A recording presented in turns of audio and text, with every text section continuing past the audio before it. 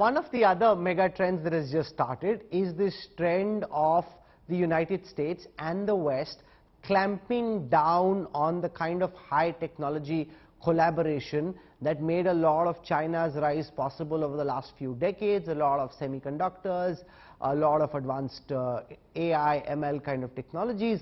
China will no longer have access to.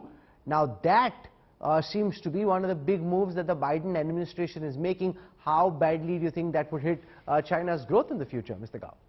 You are raising a very important point. However, for the record, allow me to emphasize several points. One is that China is not only one of the biggest manufacturers of semiconductor chips of all kinds, China is also the biggest importer of semiconductor chips of all kinds, including from China's Taiwan province, from the Republic of Korea, from Japan, and from the United States. If the United States government position is to forbid any other countries or regions to sell their semiconductor products to China, do you know what will be the first result or first consequence? They will lead to the decline of the semiconductor businesses in these countries. If you look at the share price performance of many U.S. semiconductor companies, they are in decline rapidly. Secondly, by such manhandling by the United States of China, it forces China to be completely self-reliant in semiconductor businesses. Allow me to put it for the record. In less than 10 years, China will not need to buy any single chip from abroad. China will be increasingly self-reliant and independent. And further, China has now come up with its own very unique and proprietary ways of making semiconductor chips. But most of them, with respect, Mr. Gao, are previous generation chips. If you compare with Taiwan, where a lot of the new innovations in chip design are happening, maybe because of the way the society is engineered, maybe because of the fact that they've been aping a lot of Western technologies in the past, China isn't really so far at the cutting edge of chip design. You're right. In some sectors, China is in the leading league. Some sectors, China is not in the leading league. However, because of the pressure from the United States, China is now putting in huge amounts of investments and mobilizing its national resources. That's the reason why I said, for your audience in India and for the global audience, that China will achieve complete self-reliance in semiconductor chips. And this is exactly the point.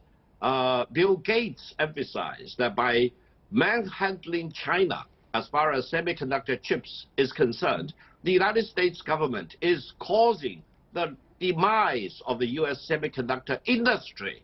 So, if you really want to put politics ahead of trade and globalization, you fall into your own trap. And the United States will no longer be the champion of innovation and international cooperation. It will be the major force blocking international trade and international cooperation and globalization. This will be the worst mistake that the United States government will ever make in its history. Okay, how do you see China's relationship with India change over the next 5 years? You've got the PLA amassed along the line of actual control, Victor Gao. We saw officers who were part of the Galwan clash, who were part of the delegates at this Chinese Communist Party meeting. Do you see the aggressive military maneuvers that we've seen from the PLA continue? Or now that Xi is firmly entrenched, do you see the PLA dial down on some of this aggression? First of all, me, Victor Gao, is a great friend of the Indian people. I always propose for peace and good neighborliness between China and India. Secondly, there is indeed a territorial dispute between China in the eastern section, middle section, and the western section. However, allow me to emphasize that the territorial disputes between China and India were not created by India and were not created by China. Do you know who created the territorial dispute between China and India? They were created by the British colonial rulers of India. And also allow me to emphasize, if the British imperialists could not achieve their goal of penetrating into China's Tibet, then nobody will be able to take territories of Tibet away from China.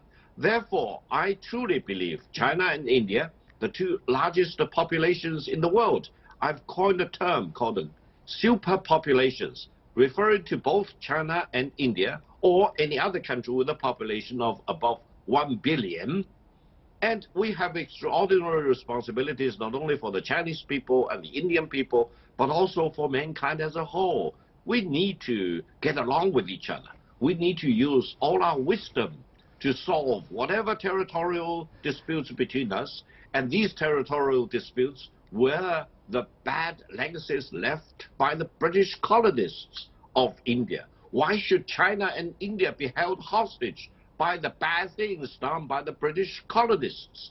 We will be able to muster our courage, wisdom, and vision to transcend this bad legacy left by the British colonists in India. And I truly believe the world will be greater if the Chinese nation and the Indian nation can treat each other as partners